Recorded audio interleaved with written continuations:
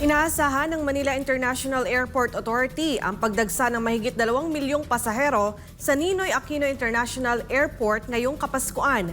Nagsimula na ang pagdami ng mga pasahero sa 3 terminal ng NAIA nitong nakaraang linggo. Si Cherry Light magbabalita.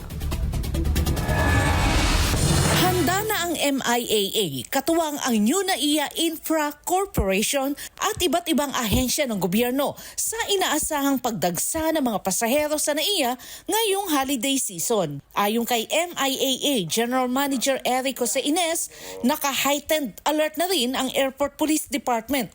Inaasahang aabot sa 2 milyon ang pasahero sa loob ng 2 linggo sa kasagsagan ng Pasko at Bagong Taon sa NAIA Terminal 1, 2 at 3. Mas mataas ang naturang bilang ng pasahero kumpara sa regular na araw na 130,000 hanggang 132,000. Kaya inaasahan ang pagtaas nito sa 150,000 kada araw ngayong peak season. On the other hand, kaya tuloy alerted ang NNIC, syempre, at ganoon din ang EMEA kasi particularly yung aming mga airport police, medical teams, at yan naka-ready yan. Naka-back up yan. At saka yung traffic, tinitignan talaga para wag naman masyadong maantala yung mga tao. May payo naman si Ines sa mga pasahero upang maiwasan ang abala. Huwag masyadong maaga pumunta sa NAIA. Alamin ang oras ng pagbubukas ng check-in counter. 2.5 oras hanggang 3 oras bago ang flight ay sapat na.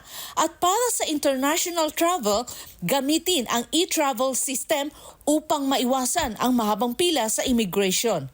Mahalaga ring malaman ang mga ipinagbabawal na dalhin lalo na sa hand carry. Lahat naman siguro, tignan nila yung mga hand carry nila. Alamin nila sa airline ano yung bawal. No? Kung po pwede, ilagay na lang sa check-in bag.